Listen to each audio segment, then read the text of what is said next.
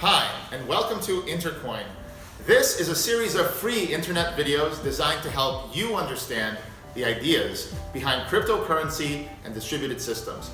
Check out our other videos, and of course, you can share these anywhere. So, let's get started. All right, cryptography and signing. There are two types of cryptography. One is called symmetric cryptography, and essentially what that is you've got Alice and you've got Bob, let's say, two people, and what happens is that they both pre-share a key, which let's draw a little key like that. So they both have the same key that they exchanged in some sort of secret conversation or channel. Now, if Alice sends Bob a message, she can sign it with this shared key. And so Bob can be pretty sure that Alice sent that message, but of course, one problem is that Alice can just simply share this key with, let's say, Cindy or Carol. And then so now Carol has the key. So if now Carol sends a message, well, Bob can't really be sure anymore because the key's kind of been shared around. So this is symmetric key cryptography. Asymmetric key cryptography.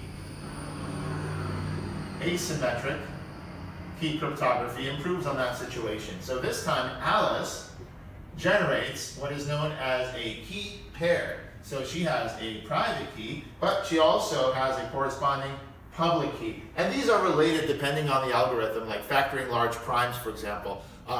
They produce this key pair. So now, the difference here is that Alice can give away this the private key to pretty much anyone on the internet. It could be Bob, it could be a million other people. They can even share this key between each other.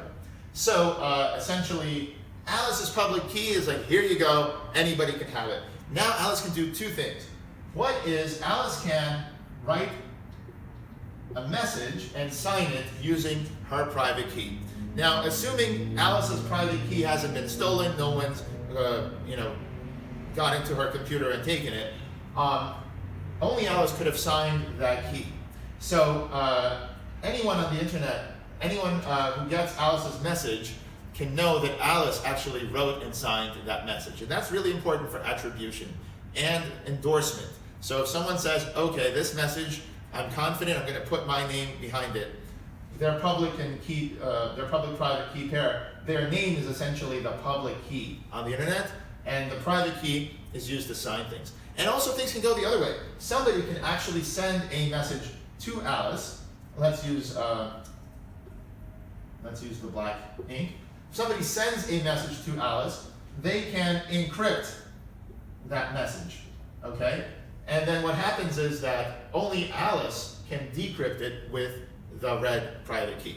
So Alice can both send messages out to the world, signing as herself, and also Alice can receive messages and decrypt them. So that's what public and private key cryptography does. There are also two other considerations. One is, what if you have an ecosystem of n participants, many participants, let's say banks. In a symmetric key system, each bank would have to generate a different key with every other bank. And then that quickly becomes a lot of keys. So this bank has to, if there are n participants, they would have to share it with n-1 other participants. So each bank would have to do it with every other bank. How many keys have to be in the system? N times n-1. Another way of writing that is n squared minus n. Okay, but that's on the order of n squared. On the other hand, with public key cryptography, things are a lot simpler and less keys. Even though you can have the same number of participants, okay, n participants, you now have only n key pairs. Each participant gets their own public and private key pair. They sign things with their private key, and they kind of publish their public key anywhere, and people can share it. So if every participant has a public-private key pair, there only need to be n key pairs. And this innovation allows, for example, different banks in a system to each have their own. And of course, you can have as many identities as you like. Each identity would be symbolized by a public key that you give out. And then the private key is used to sign things as that identity and decrypt messages sent to that identity. One last thing. Quantum computers have been invented. And unlike classical computers, they are able to use quantum mechanics to solve several things at once. And there are algorithms like Grover's algorithm, for example, that allow cracking things that were previously impossible with classical computers. Or I should say infeasible, meaning they would take millions of years to crack just one public-private key pair, if it's sufficiently large strings of text. So if you have someone's public key, with classical computers you cannot get their private key, even though it's based on techniques like factoring large composite numbers into primes, for example. But with quantum computers, these may be broken in the next 5-10 years, which is why the National Institute for Standards and Technology, as well as other bodies, are now standardizing new algorithms that have been submitted by academics and researchers that are essentially accomplishing the same things, but are what's called quantum resistant or post-quantum cryptography.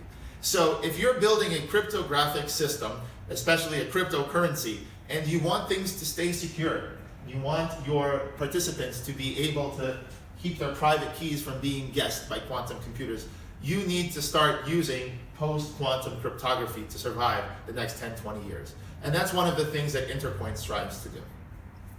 If you liked this video and you'd like us to make more for you, then like, subscribe, watch our other videos, and if you have questions, come talk to us on our forum. Keep the conversation going.